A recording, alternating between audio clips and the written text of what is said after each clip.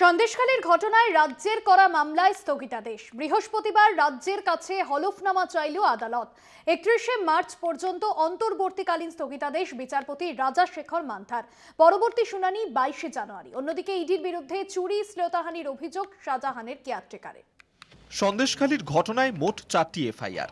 প্রথম মামলা শাহজাহানের বাড়ির তরফে, দ্বিতীয় শাহজাহানের কেয়ারটেকার দিদার বক্স মোল্লার, তৃতীয় বসিরহাট পুলিশের শতপ্রণোদিত মামলা এবং চতুর্থ মামলা করা হয় ইডির তরফে। ইডির বিরুদ্ধে এফআইআরে অন্তর্বর্তী স্থগিতাদেশ।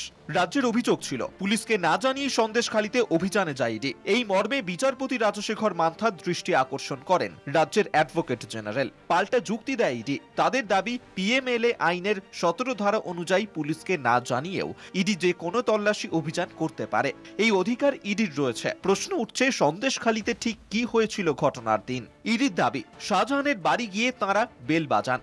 ভিতর থেকে জিজ্ঞেস করা হয় কে। ইডি তাদের পরিচয় দিয়ে শাহজাহানের খোঁজে এসেছে বলে জানায়। পরিচয় জানার পরেও দরজা খোলা হয়নি। শাহজাহানকে ফোন করতে থাকে ইডি। প্রায় আধ ঘন্টা শাহজাহানের ফোন ব্যস্ত পান ইডি অফিসাররা। ইডির দাবি ওই সময় লোকজন ডাকে শাহজাহানের ফোনের লোকেশন তার বাড়িতেই পাওয়া গিয়েছে। এই ঘটনার প্রেক্ষিতে দু তরফেই দায়ের করা হয় মামলা। সকাল 8টা 20 নাগাদ বসিরহাট থানাকে ইমেল করে ইডি। সকাল 8টা 40 নাগাদ জিডি করার পর ঘটনাস্থলে ফোর্স পাঠান ডিজি।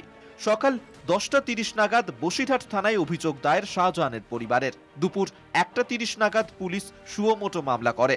এই অভিযোগের ভিত্তিতে বিচারপতি রাজাশেখর মান্থার মন্তব্য, সকাল 10:30টায় অভিযোগ দায়ের করা হলে 1:30টায় পুলিশের করা মামলায় সেই তদন্তের উল্লেখ নেই কেন? বৃহস্পতিবার রাজ্যের কাছে হলফনামা দিয়ে জানতে চায় আদালত। কেস ডায়েরিও তলব করা হয়। আপাতত ইডির বিরুদ্ধে মামলায় 31শে মার্চ পর্যন্ত অন্তর্বর্তীকালীন স্থগিতাদেশ দেন বিচারপতি রাজাশেখর মান্থা। পরবর্তী শুনানি 22শে জানুয়ারি। যখন পুলিশের উপর আক্রমণ হয় তখন বলা হয় জনরোষ, স্বতঃস্ফূর্ত জনরোষ। আর সেন্ট্রাল এজেন্সিকে বিক্ষোভ দেখালে সেটা হয়ে যায় পরিকল্পিত জনরোষ এবং জনরোষের আড়ালে হামলা। তো এই প্রচারের মেরুকরণ থেকে এই জিনিসগুলো তৈরি হয়। ইডির বিরুদ্ধে চুরি শ্লীলতাহানির অভিযোগ।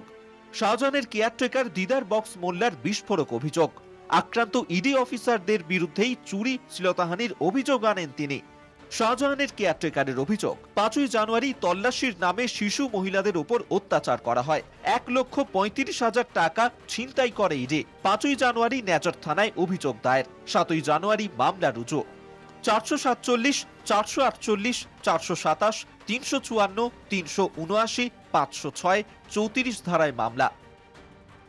অভিযোগের ভিত্তিতে ইডির অফিসারদের প্রশ্ন, ওই দিন শাহজাহানের বাড়িতে ঢুকতে পারেনি ইডি, তাহলে সেখানে ছিনতাইয়ের অভিযোগ কিসের ভিত্তিতে দায়ের করল পুলিশ? বিচারপতি মান্থার নির্দেশ রাজ্য সরকারকে এই এফআইআর এর বিষয়ে সন্তুষ্ট করতে হবে হলফনামার মাধ্যমে আদালতকে। আগামী 22শে জানুয়ারি মামলার পরবর্তী শুনানি। কলকাতা হাইকোর্ট থেকে ক্যামেরায় কল্যাণ চ্যাটার্জির সঙ্গে পীযূষ কান্তি নাগ, কলকাতা টিভি।